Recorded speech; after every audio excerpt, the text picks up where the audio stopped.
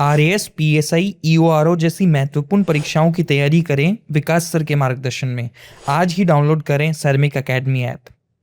नमस्कार, एजुकेशन नगरी में आपका स्वागत है। मैं हूं आपके साथ दीपशिखा। सोचिए आप एक बड़ी सरकारी भर्ती परीक्षा देने पहुंचे, परीक्षा केंद्र के गेट पर आपकी तलाशी होती है और अचानक आपसे कहा जाता है कि जनेऊ, मंगलसूत्र, बिंदी या माला उतारनी होगी।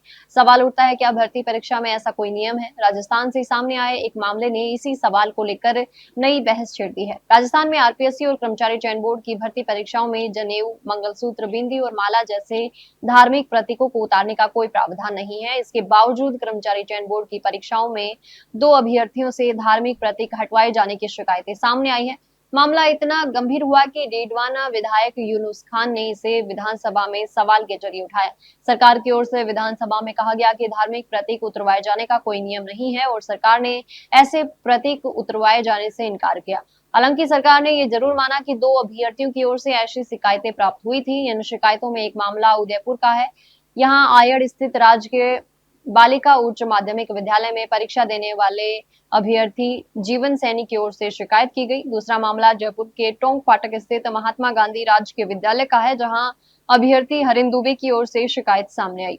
सरकार के मुताबिक दोनों परीक्षा केंद्रों पर बोर्ड की गाइडलाइन के अनुसार जांच की गई थी। अब सवाल सिर्फ 2 शिकायतों का नहीं है। सवाल यह है कि धार्मिक प्रतीकों को उतारने का नियम ही नहीं है, तो ऐसी शिकायतें सामने क्यों आई? परीक्षा केंद्रों पर तलाशी के दौरान अभ्यर्थियों के धार्मिक अधिकारों और परीक्षा की पारदर्शिता के बीच संतुलन कैसे बनाया जाए, ये भी बड़ा मुद्दा बन गया। वहीं सरकार ने सिख अभ्यर्थियों को लेकर स्थिति स्पष्ट की। सिख अभ्यर्थियों को कड़ा, कृपाण और पगड़ी धारण कर परीक्षा में शामिल होने की अनुमति है। इसके लिए 4 दिसंबर 2019 और 29 जुलाई 2025 को संबंधित परिपत्र भी जारी किए गए। यानी धार्मिक आस्था से जुड़े कुछ प्रतीकों को लेकर परीक्षा व्यवस्था में पहले से स्पष्ट दिशा निर्देश मौजूद हैं। इस मामले में सामाजिक संगठनों की ओर से भी परीक्षा व्यवस्था को लेकर सवाल उठाए गए। विप्र महासभा के संस्थापक सुनील उदैया ने कर्मचारी चयन बोर्ड के अध्यक्ष को धार्मिक प्रतीकों को नहीं हटाने के संबंध में अवगत करवाया था।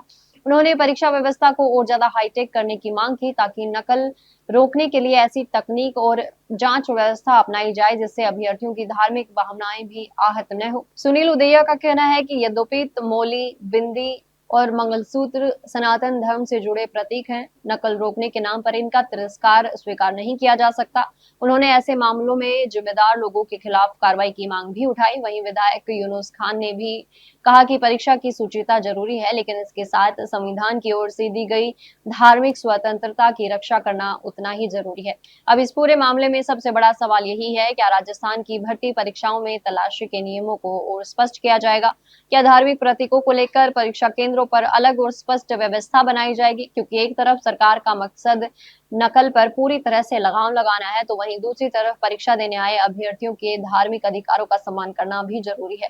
आने वाले समय में इस मामले को लेकर सरकार और परीक्षा एजेंसियां क्या कदम उठाती हैं, इस पर सभी की नजरें रहेंगी। फिलहाल इतना साफ है कि भर्ती परीक्षा में एक एक मिनट और एक एक नियम महत्वपूर्ण होता है, लेकिन परीक्षा की सख्ती के बीच अभ्यर्थियों की आस्था और संवैधानिक अधिकारों का सम्मान भी उतना ही जरूरी है।